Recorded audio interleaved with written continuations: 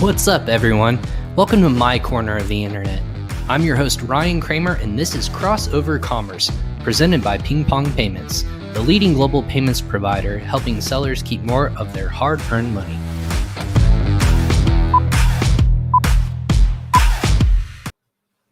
What's up, everyone? I'm your host, Ryan Kramer, and welcome to episode 53 of Crossover Commerce. Sorry, I'm getting ahead of myself already this morning.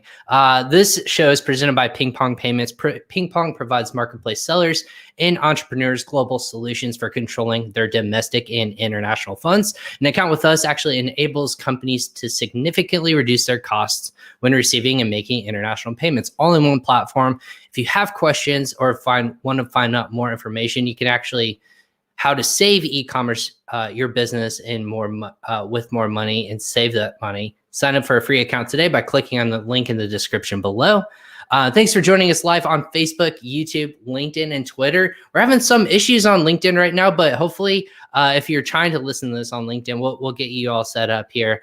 But if you're also listening to us at a later time with our digital downloads, thanks for listening to us on Amazon Music, Spotify, Apple, Google Podcasts, or wherever you consume your podcast. Do me a favor right now and go ahead and follow, like, and share this episode on social media and hit that reminder button on YouTube so that you get notified for future episodes of Crossover Commerce. Go ahead and follow PingPong Payments or follow myself, Ryan Kramer, on social media. Again, we'll notify you of future episodes coming up. We go live about 4 to 5 times per week with leaders in the Amazon and e-commerce space. So if you're watching us now, tell us what you think in the comments below. We'll be able to see those and respond to any questions or thoughts you might have.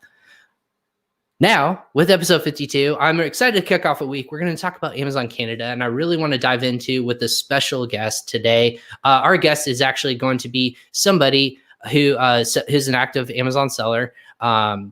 He actually helps successful 6, 7, and 8-figure sellers expand their sales into Amazon's international marketplace, not just on Canada, but in UK and beyond.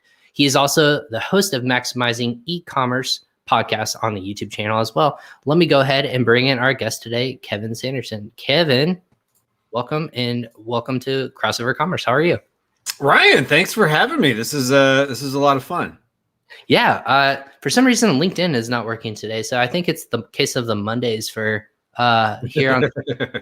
Gotta love it. Everybody's got a case of the Mondays. Yeah, exactly. Gotta love it. And if I'm pinging in the background, I need to silence all of my notifications because people don't understand that this is a podcast. We can't be talking to me right now. I'm talking to you. So welcome. How was your weekend? Let's start off with there. Good. It was watched the Super Bowl yesterday, which I'm sure many people did. Did you make lots of money on all of your bets? That's the first question. Didn't. I didn't make or lose anything because I didn't make any bets. Good. I live in Southeast Florida. Tampa's West Florida. So okay. I would have been happy if Tampa won, and then I would have been happy if the Chiefs won because I went to Texas Tech, and that's where Patrick Mahomes won. That's right. I think Patrick Mahomes has already become the greatest player out of Texas Tech in NFL history. He's like 25. And this really blew my mind. I'm the same age as his mom. And so she started a lot earlier than I did. At least you're not Tom Brady in this instance. And then we're going. This is how this show goes. We're going down this rabbit hole. At least you're not Tom Brady. And we're like, when I won my first Super Bowl, my opponent was 6 years old. I think that statistic was super fascinating in that you're still competing at the highest level of your profession, which is crazy that he's made more Super Bowls and won more Super Bowls than any other franchise in sporting history, which is crazy. Yeah, any team. He himself has surpassed every other team. That's crazy. Crazy. I grew up in Dallas, and of course, it was in the '90s. It was all about Troy Aikman, and there was the history with Roger Staubach. Yep. And then looking at him, and then another crazy thing to go down the rabbit hole there is, so his mom was born the same year as I was. Tom Brady graduated high school the same year I did. So when you think about it, like you're basically Tom Brady. Literally could be. That's you. Patrick Mahomes. You are Tom Brady. Dad. Yeah. Where's that paycheck that you're getting from Tom Brady? Like you should get like residual rights from that. Right. All of us in the class of '95 should get. Yeah. Well, again, for people who are just joining us on LinkedIn, I finally got us figured out. So thank you for joining us. You missed our intro. We're with Kevin of Maximizing Ecommerce. We're just talking a little bit of Super Bowl because that was it was a weird year. Like I feel like the Super Bowl wasn't as exciting as people thought it would be. And then just people nitpicking and whatnot. It's been a weird 2020, I would say, like in general. So trying to like normalize it, watching the Super Bowl was a little bit nice, but it just didn't feel like the actual Super Bowl, the lead up to it, the whole pomp and circumstance, if you will. But yeah, watching that last night, I love the ads. I'm in, marketing. So I love just seeing like what is the big kind of movement. I think, did you get any takeaway of like what people were talking about besides like social justice or politics or anything like that? We don't have to talk about that. But did you get any kind of excitement from what companies are trying to tout and talk about? Well, some of it has to do with what does my 5-year-old son get excited about? And he made me rewind the one with Matthew McConaughey, where Matthew McConaughey was basically like a cardboard cutout until he ate 3D Doritos. Then he became 3D. That's all right. I'm still catching up because I missed the first half. I was on a podcast for 7 Figure Seller Summit. So we were just talking in the beginning, first half. So I got to miss on like first half of everything, trying to catch up as we were talking. Anyways, it was super exciting. I know for all of you watching, let us know what you thought of the Super Bowl. What was your favorite commercial? Or if you're listening, let us know as well. But that's not what we're here to talk about. Why don't you, Kevin, kind of introduce us to you you are an Amazon seller, correct? Or you were, or you're still consulting with people. You're doing a little bit of everything, correct? Yeah. So I still have an active seller account. I don't put as much of my primary focus into it as I once did. I now handle more of helping people grow into international marketplaces. Just to kind of backtrack a second. So since we're on the subject of football, I used to be, for 10 seasons, was a high school football official. Really? Awesome. Yeah. Tell me more. What got you into that? So play would be a strong word to describe my high school football career, but I was, on the team. And then in college, I worked at the front desk of a hotel that was across the street from Texas Tech. And they had a contract with the school's athletic departments. We would get all kinds of people staying there. A lot of the times recruits would stay there. But what was more interesting was like the officials, the Big 12 officials would oftentimes stay there. Okay. And what was crazy is talking to them, I realized wait, these are real people that actually do this. And they kind of personalized oh, I could do that maybe one day. And so just didn't really do anything with it until my early 30s. I just said, I'm going to do it. And so I joined my local association in the Orlando area, where I was living at the time, in Orlando, Florida, and then moved to where I live now.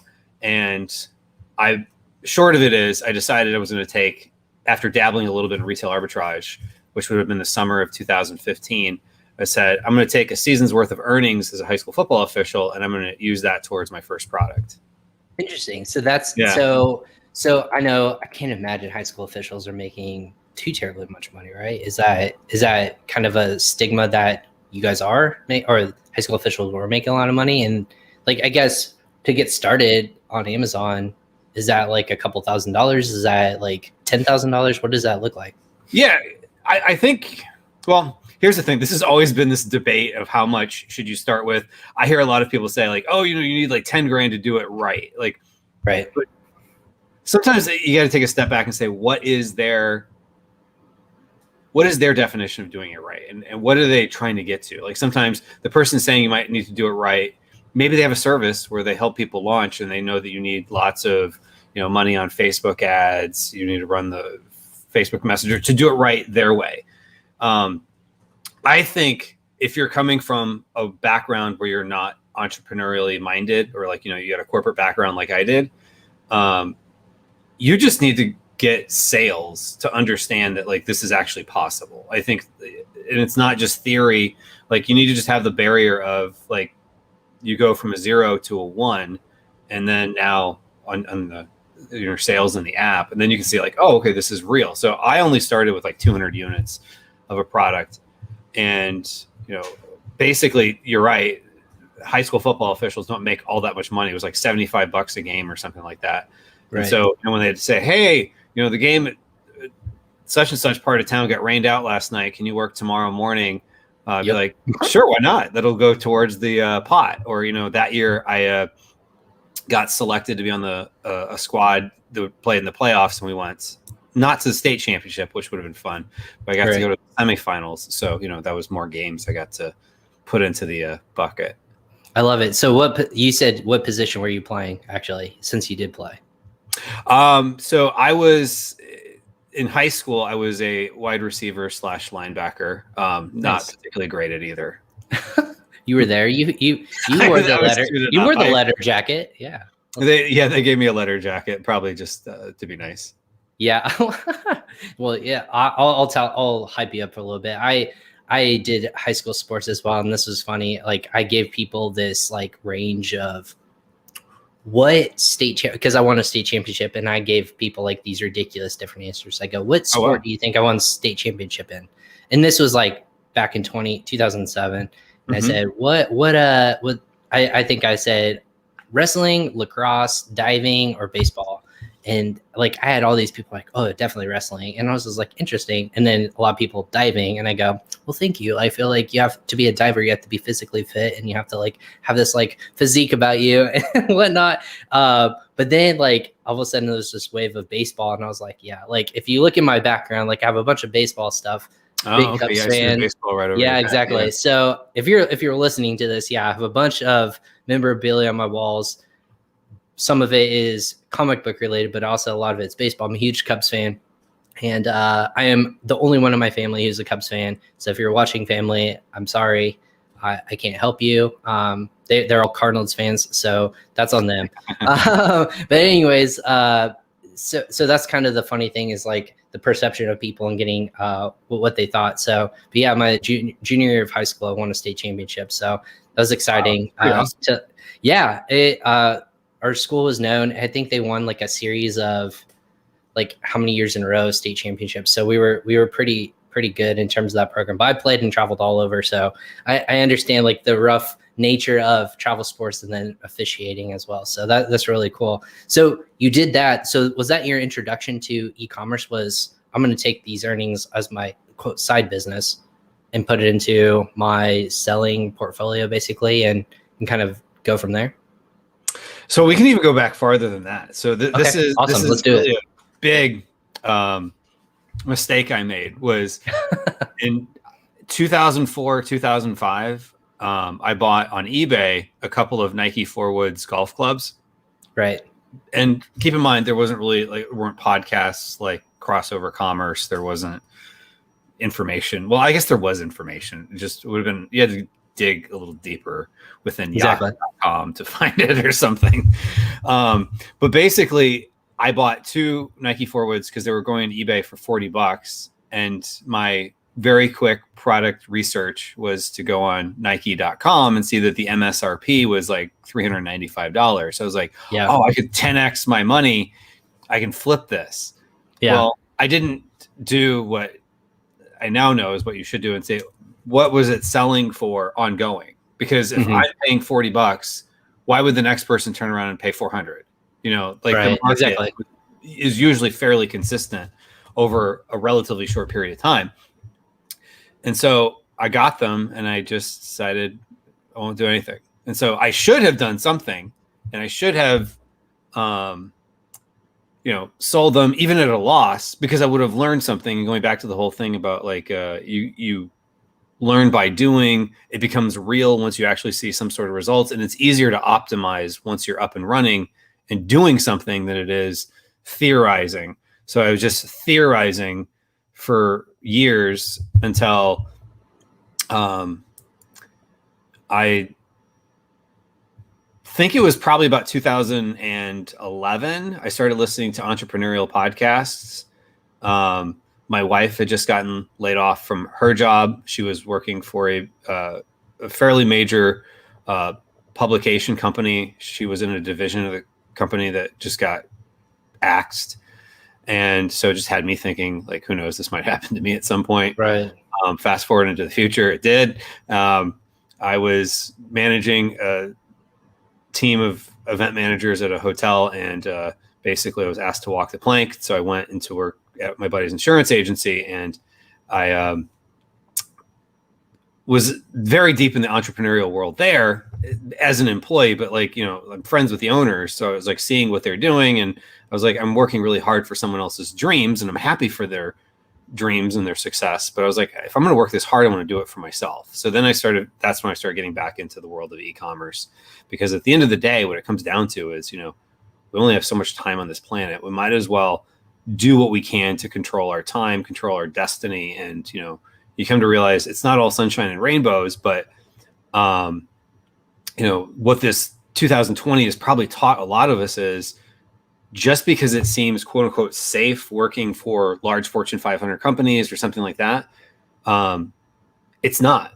And so I can tell you from what I know, some of these Fortune 500 companies have X number of people who are laid off, but those numbers in a lot of cases are actually larger because they have a bunch of people still on furlough that are kind of in this weird middle ground. No benefits, no pay, no severance. They're just sitting there, and maybe they'll be brought back in later. Whereas, you know, there's a lot of power in being able to control your own destiny and make the decisions of what your next move is. So as a consultant, are you seeing a lot more people take that step into like entrepreneurship because of that? Like, where we in 2020, I think a lot of people did see like there was massive layoffs. Lots of companies couldn't, you know, hold on to their either employees and staff, but also a lot of people are like, I need a reason basically to hop into e-commerce. Do you think are you seeing that on your end? Yeah. So publicly, I would say I'm kind of more known for helping people launch into international marketplaces.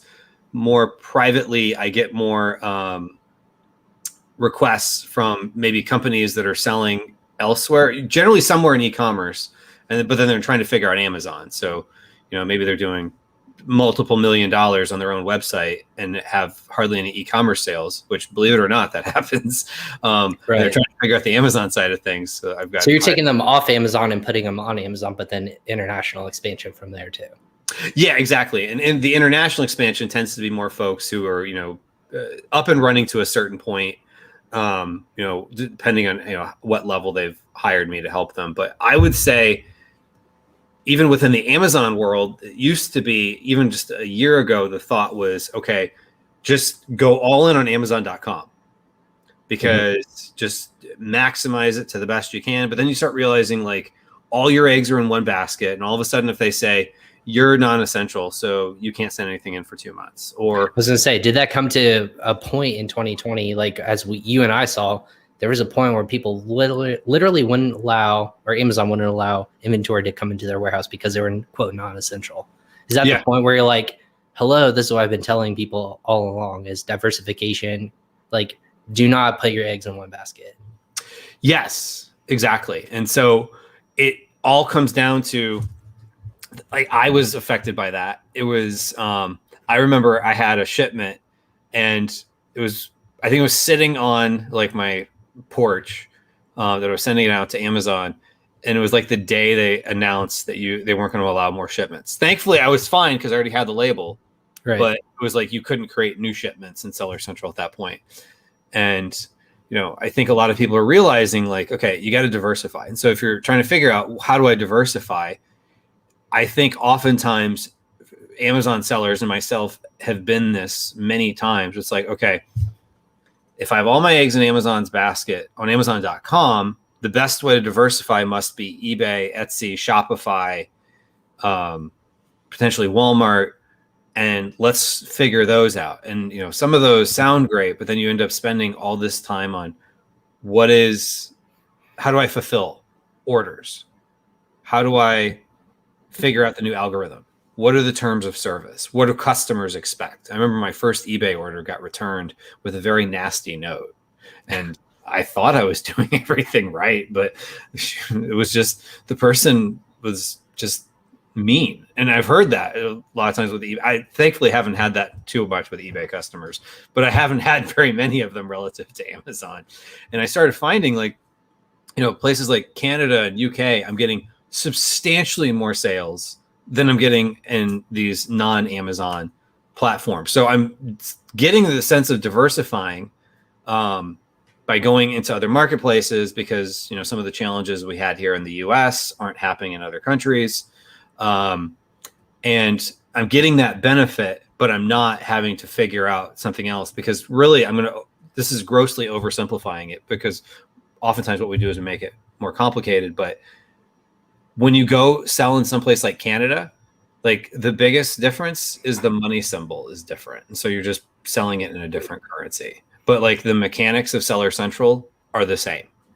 I was gonna say, is that something where it's just the education is just not there, whether it's too scary to know whether it's the listing needs to be rewritten in a different language, or it's just the money component of it?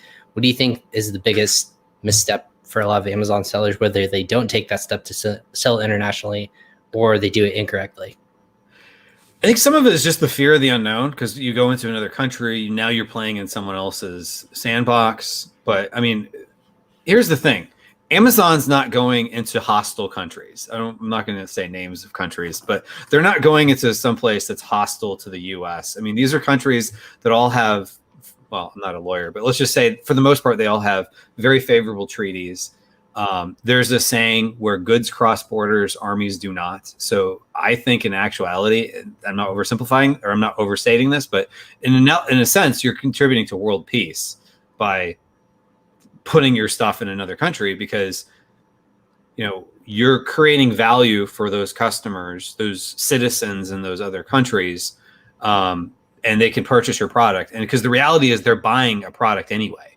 They're going on Amazon.ca, going on Amazon.co.uk. They're searching. As we're doing this, somebody's going to be watching this, and someone somewhere is looking up their main keyword, and they're buying a product that's their competitor who took the initiative to get started, but they would have bought your product had you been listed. And so when you look at it that way, you realize like, oh, okay, like I'm missing out on sales. And once you're up and running, it kind of runs itself. The hard part is, maybe there's some forms you have to fill out, but like Canada might be 10, 20% of your US sales. I've seen oftentimes even higher than that.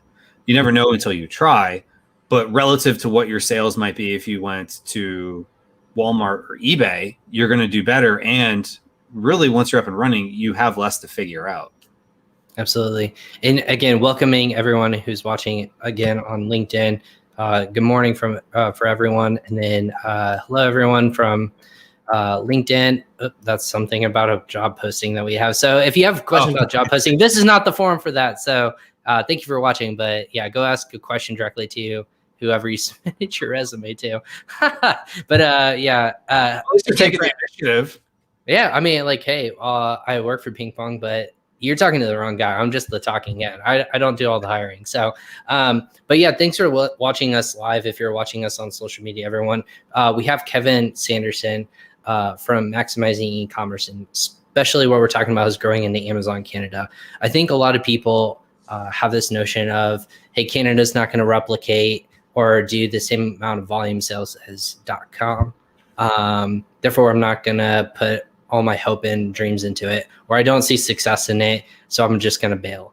What do you say to sellers like that in those kinds of capacities of whether it's just not worth my time or effort, or is there other ways that I can dip my toes into Canada without thinking, hey, it's going to take all my time, effort, and money to expand into another marketplace like a Canada? Yeah. So here's the way I look at it is you got to compare, the fact that there is no other Amazon.com. So please, if somebody's watching this and they figured out someplace else that no one knows about, that's another Amazon.com that you can get Amazon.com level of sales, please let me know, because I want to know. Everybody wants to know.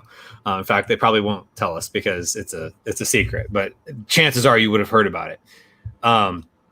Amazon Canada, for example, for me over the holiday season was an extra 22% bump in sales on top of my US sales. My international sales was an extra 56%. It would have been in the 60s, I truly believe, had I not been, my growth was substantially higher in, let's say, Canada and the UK than it was in the US year over year. So I started running out of inventory of some of my more popular products in those countries.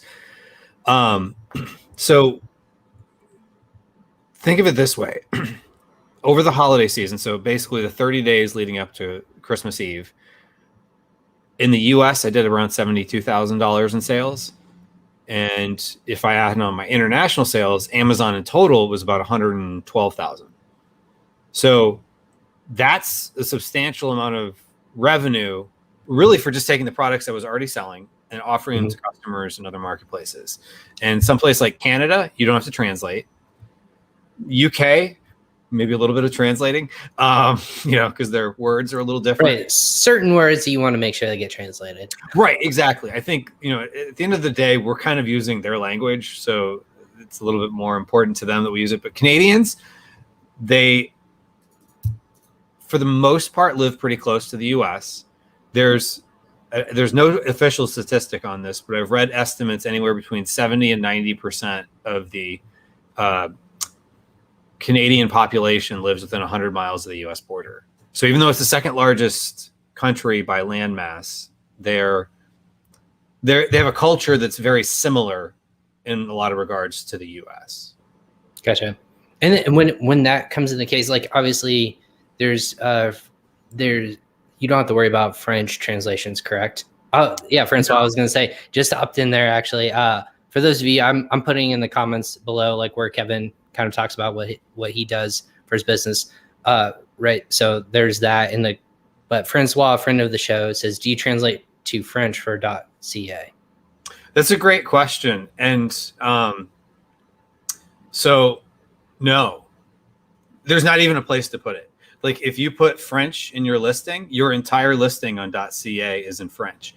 The only way for someone to have French as a customer would be to go into their settings, and they would change to translate in settings as on Amazon.ca and have it show up in French, and then the machine will translate it, or they use their browser to translate it. And so for the most part, your customers going on there are English speaking. So there would be no real benefit in your mind to translate or have a secondary listing in all French? No. For Canada? Okay.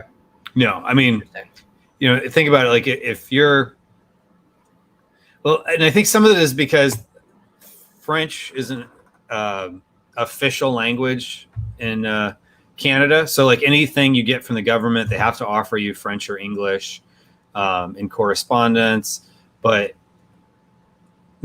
this is not an official statement. This is just more my understanding of how things work over there. In a lot of cases, there's what, is kind of official, and then there's what happens in practice. Most products, especially in Amazon.ca, are supplied outside of Canada. So they're not labeled with French and English. And the people that are going and buying there are, English speakers for the most part. Even if French is their first language, they still speak English. It's kind of like in their second nature to understand it's going to be in English. Is that what you're saying? Right, exactly. So because maybe there's this somebody could correct me if I'm wrong here, but my understanding is, the folks in Quebec have this kind of strong feeling of French culture. So they've kind of, I don't want to use the word imposed, but they've influenced the government to using French as a official language. Outside of that context, it's not quite so black and white as I understand it. So it would behoove you for time and money and effort to just keep it simple. For tip, maybe number one, if we're counting, keep your listings in English and let the translation happen for that percentage of people who either want it in French or the browser will do it for them. There's no real harm in having it just in English that you are aware of. Yeah, I mean, because the reality is, if you think about it, someone is a user and they're used to going on Amazon in Canada, they're just going to do whatever the easiest thing is to do. And if that's for them translating it with machine to French, the machine's going to do all of it. So I guess you could maybe put in a couple back-end keywords if it really made sense for your product. But I've yet to have someone come back to me and say, wow, I put in the lay whatever. And yeah, exactly. Well, yeah, for simplistic reasons, yeah, putting in just French into their listing, it really bumped their sales in that capacity. Is that what you're getting at? Yeah, exactly. Like I wouldn't worry about it. Maybe down the road if you're finding ways to optimize, but the algorithm is optimizing for English. I'll just say that. Gotcha. No, that was a good question and good response, Kevin. Yeah, thanks, Francois, for that question. Again, if you have questions like this, everyone who's watching this live or later on for the podcast, go ahead and submit your questions. We'll see them. We'll make sure we kind of get to the bottom of it. And if we have any other clarifying statements, we can always basically chat with you through this audio form. That's the beauty of going live with people. We can instantaneously talk to them. The other question, I guess, the top tips for diving into Canada, Kevin, what are the ways for people to get started? Is it the North American Remote Fulfillment Program to get started? What is maybe some ways to dip your toes into selling in Canada if you can't fully just jump right in? Well, my statement, so I had one product that was live and maybe 3 or 4 that were in the hopper, so to speak, that were coming out when I launched into Canada, and it's worked out well for me. I know I've heard people say oh, you should be like a multiple 7-figure seller, before you start looking at international marketplaces. I disagree, because all you're doing is just accelerating your growth. And, if you're adding on growth, and it could be with the same inventory purchases, you're just shifting a little bit of it to go north to Canada. You're turning it over faster. You're getting money back faster. You're growing faster. And then you can reinvest that faster back into your growth. So I see no reason not to do local FBA inventory. The only reason I would suggest someone do NARF, the Remote Fulfillment Program, is, let's say you had, and I had a client like this, he had 10,000 SKUs.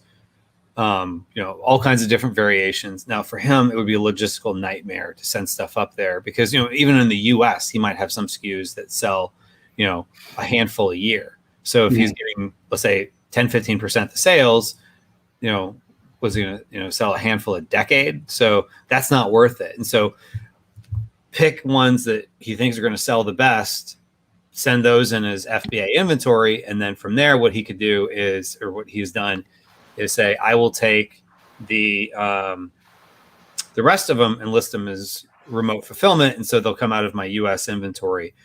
And the reason I think it's so much better, really, to be clear about FBA versus NARF inventory is, anecdotally, from talking to folks, you probably get about 1 or 2% bump in sales by doing NARF. For the amount of work it takes to set up, why not? Yeah.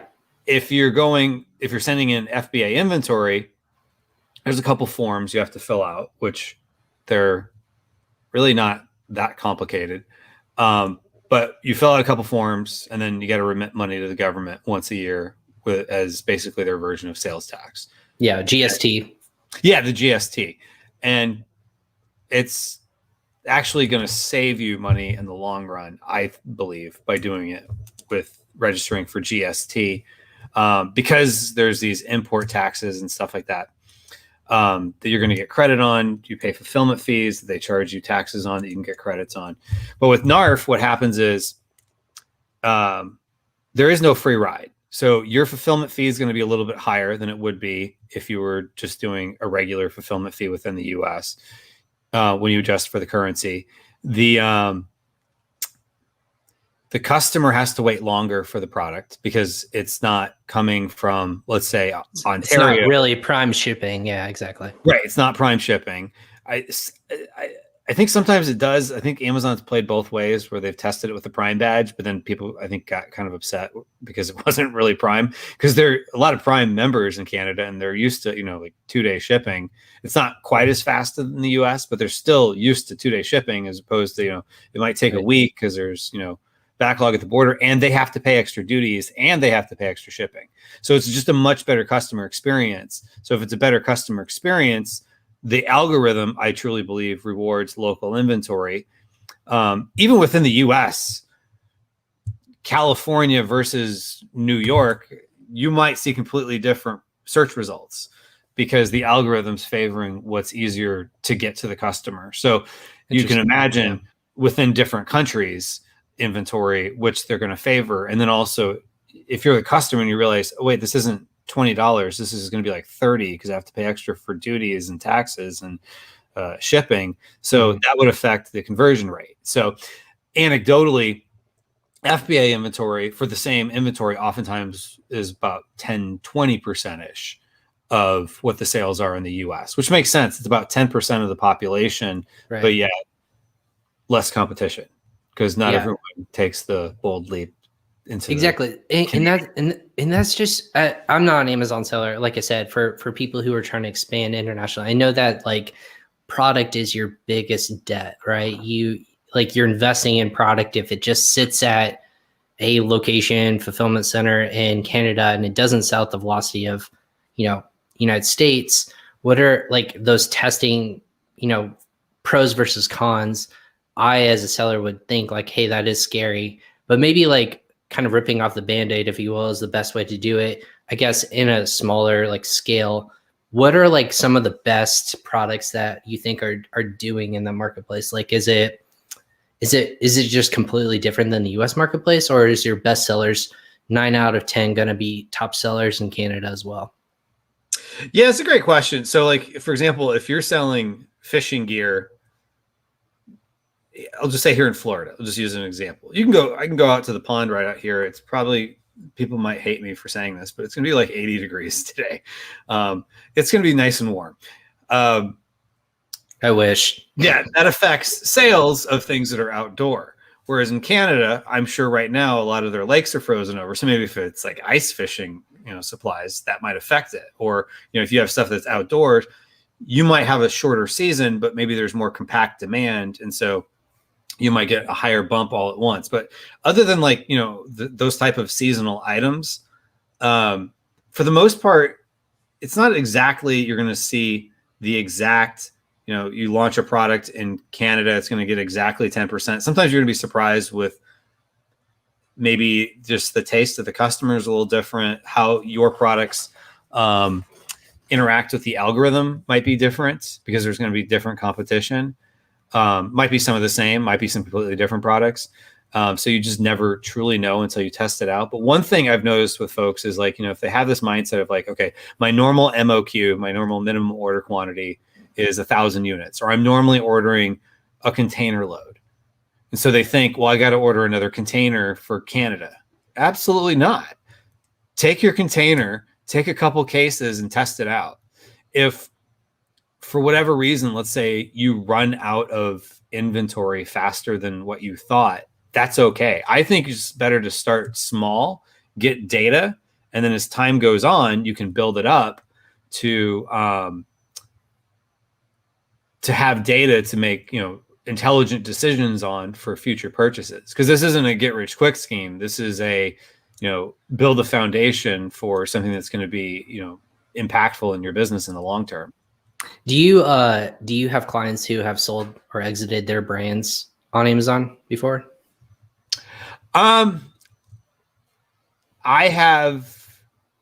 It's a good question. So for the most part, most of the clients I deal with are people that are kind of long haulers. Usually, if you're selling your brand, the folks at like Quiet Light Brokerage, for example, might say, don't do anything within a year because you're not going to recoup the value of it. So because you're looking back on a year, so you want to do it within about a year. But the interesting thing on that is I've heard people talk about in the purchasing world that some buyers are turned off by the idea of a business that already has got international sales, only because Really? that's one of the first places that they would go to add value to it.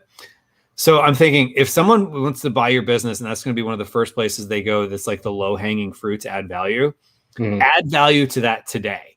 Because Joe Valley from Quiet Light Brokerage, who's an expert on this stuff. We'll have him on the show next week, actually. Oh, good. Tell him I said hi. I like Joe. He's a really good guy. Yeah, absolutely. He explained, like, let's say you might, instead of a 3x multiple, maybe you get like a 3.1 multiple because you've added on Canada. So there's a little more diversification. And so, when you do the math, let's say you have $100,000 in profit, seller's discretionary earnings on your business in the US. And let's say you added an extra 10% to the bottom line. So now you have 110,000. You'd think like, oh, it's 3 times 3, so 300,000 is what your business is worth without Canada. 330,000 is what's worth with Canada. But he said it might be 3.1. But that 3.1 isn't just on the Canadian profit. That's on the whole thing. So it might be an extra $42,000 in value you added by adding on Canada, because your whole business is now worth more. So now that starts making it make more sense. Like, oh, okay, maybe I should do that. And maybe some buyers will say, I don't want the business that's already in international marketplaces because I want to be able to add that to it. And others might say, well, I don't have to worry about adding that. It's already there. And so they'll find other ways to add value to the business. Yeah, the reason I bring that up is because if you're already building it out and having this this portfolio that's already a well-oiled machine, and again, this is you've done this over multiple years and you're looking to exit, obviously don't start it and then try to have the selling process, because that would tank your value. But if you're selling internationally already for 2 years, 3 years, just in Canada or Mexico, you're not selling in every marketplace, which is fine.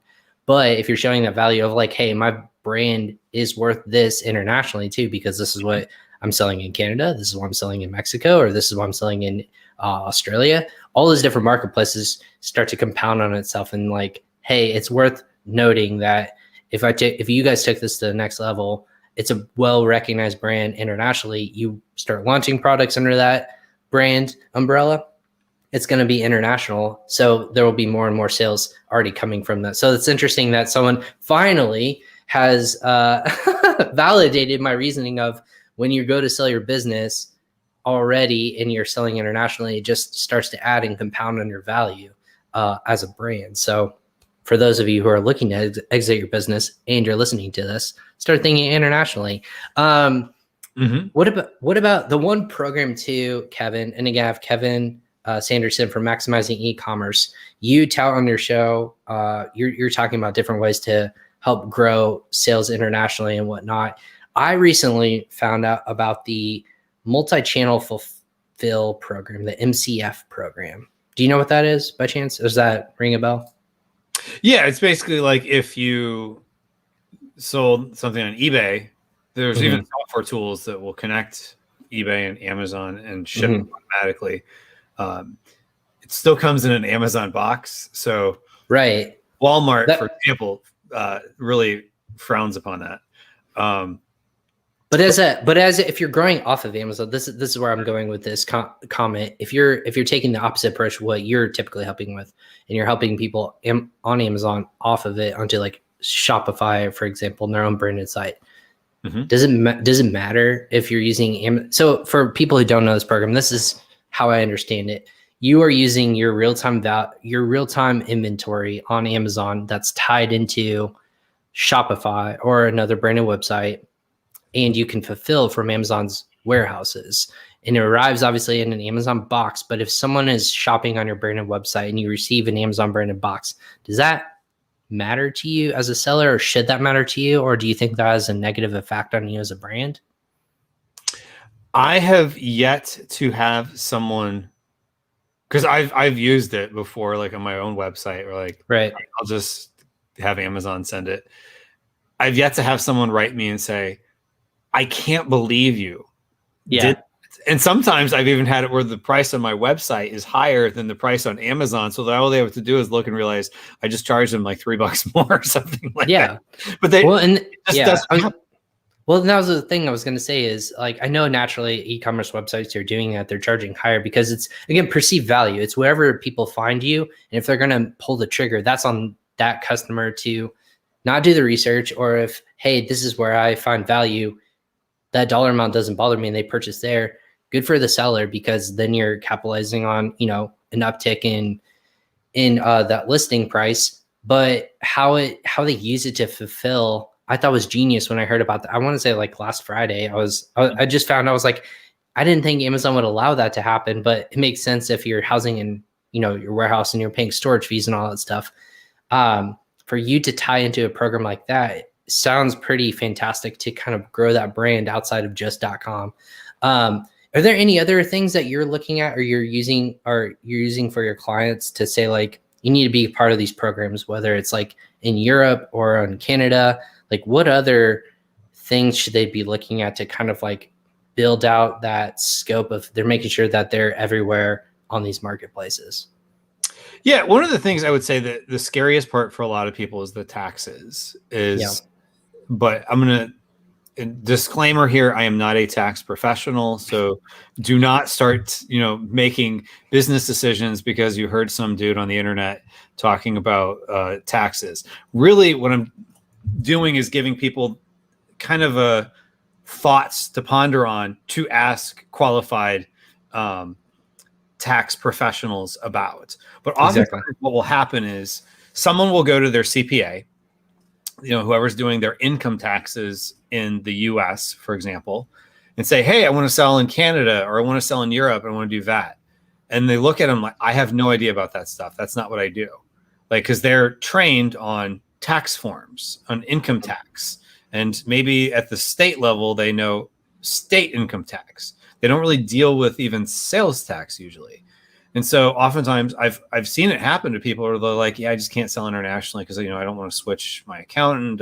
Well, so if I'm taking my son to the doctor on Wednesday, if let's say we went to the doctor and we said, hey, he's complaining that his tooth hurts. And his doctor says, well, I'm a primary care physician. I look in their mouth, but I don't really deal with teeth. Exactly. I wouldn't say, I'm sorry, buddy, you're just going to have to deal with that, toothache. No, we would go to the dentist. Right. Because they both have the word doctor in their title doesn't mean they do the same thing. And so you would go to the type of doctor that serves whatever your need is. Some doctors are generalists, some are specialists, but you want to go oftentimes something that's a little more specialized. You might just want to go to that type of specialist right away. And so what I would suggest doing is go to your tax preparer, and I will tell you this, my tax preparer, I'm probably the only person he has that has international sales, and he has no problem with the income tax portion of it. And then I deal with companies like Avask for my VAT. I deal with sales tax and more I've used for my Canadian GST. And so don't let taxes get in your way, because at the end of the day, there's two buckets of taxes. There's sales tax and income tax. Sales tax is generally going to go to wherever the local government is. So wherever you're making the sale, sometimes it's a little more complicated than that, but at least have the mindset of the doctor you're going to is the accountant, so to speak, for that type of taxes. And then you have income tax, which usually is going to go to your local government. So on the profits, you have to pay someone for the income. And in most cases, for most sellers, it's going to be, if they're in the US, they're going to pay Uncle Sam. Yep. Those are awesome tips, especially like, hey, if you don't understand, just ask the question, or there's qualified people out there. And again, it's as simple as filling out a couple forms, making sure you pay a couple extra taxes, which again, it's not outrageous to sell in Canada or to sell in Europe. For 2021, I know we're coming up on the top of the hour before we have to get off. For 2021, what are your greatest opportunities do you think international sellers or sellers in general need to start paying attention to or be aware of? I think they should start by going into the low-hanging fruit. like if you're like me, I get an email almost daily about going into Singapore or UAE or Turkey or somewhere. Those new marketplaces, oftentimes they sound great, and Amazon's got all these resources to suggest that you go there, which I'm not against it. But a lot of times these marketplaces, they don't have PPC. They're not well established. That means oftentimes the customers don't even realize there's an Amazon there. Or like in the case of Australia, they're still buying on eBay more than they are. So go to the low-hanging fruit like Canada. Canada is one of those that gets forgotten because it's the grass. They're just so nice. They're so nice. They really are. They really are. They don't want to make every person I talk to from Canada, they're so gosh darn nice. Like they don't want to make a fuss about, hey, listen to us, guys. And like that's not, for people in Canada out there, again, we love you. Like our neighbors to the north.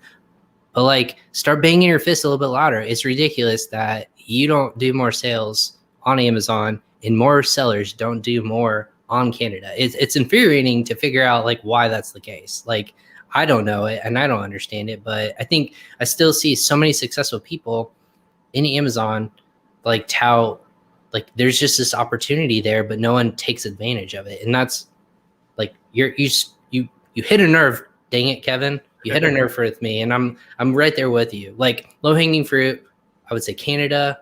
If I were to jump on your bandwagon and say like Europe or UK, and then also Germany.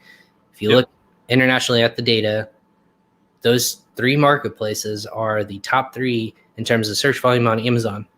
That being said, the rest of the world is going to catch up in terms of usability, in terms of like it's just so fresh still. Like Australia is still, like you said, eBay. They're starting to move the needle towards Amazon a little bit. It just takes time. Yeah. Amazon's just been around in .com forever. Well, I say forever, for a very long time. So everyone's used to it. But if you start to look at the numbers, they start to spike and skew in other places. Is there any other tips? I didn't mean to hijack that thought process. No, that's okay. And I'll give a quick little shameless plug. If somebody is looking to expand into Canada, I have a free resource if that's okay. Absolutely. Yeah. Is it on your website? Actually, no. Oh, look at that. Terrible when it comes to internet marketing. That's okay. That kind of stuff. But if you go, this is easy to remember, CanadaChecklist.com. I have a checklist that walks you through step by step how to get set up in Canada. Again, CanadaChecklist.com. It just worked out. That domain was available a couple years ago when I bought it. So I snagged that one up. And so it walks you through step by step how to start your own Canadian business, because at the end of the day, like time is going to go by regardless. So in a year from now, it's going to be a year from now. And so do you want to look back and say, oh, I could have gotten sales if I had added on Canada, then maybe a few months later add on UK, then maybe a few months later add on Germany. And so then all of a sudden now you've got all those marketplaces where you're banging out more sales around the holiday season. So yeah, that was the ugly URL redirect that I got. Yeah, CanadaChecklist.com, everyone. We'll make sure it's on there. But the one that are in the comments for both YouTube and Facebook, LinkedIn as well, is again, it's CanadaChecklist.com. But that was the redirect that I posted in the comments. It just redirects because it's an ebook and checklist. It's all good. I'm reading it right now, but go ahead and download that checklist too to make sure like you can learn step by step to expand your Amazon sales into Canada. Anything else before we cap off the show today, Kevin, that you want to leave our listeners with? Like any tips or insights that you think people jumping into Canada, like what is that? Like anything you want to leave us with? Yeah, I mean, and I know I have services that help people with this. So, my recommendations here aren't exactly 100% unbiased, but even if you don't do anything with me, you download the checklist and unsubscribe, 5 minutes later, please. Don't do that is what he's saying. But if you no, if you do that, okay. Fine. I would rather someone get the results and launch into Amazon. I'd rather put that out into the universe, so to speak, that they launch into Amazon in Canada than to, a year from now, they kind of wish that they had. And it's really not that hard. It's just one step in front of the other, basically. Yeah, I love that. Well, thank you so much, Kevin. I say Canada. Thank you, Canada. Yes. Kevin, on behalf of Canada. My middle name.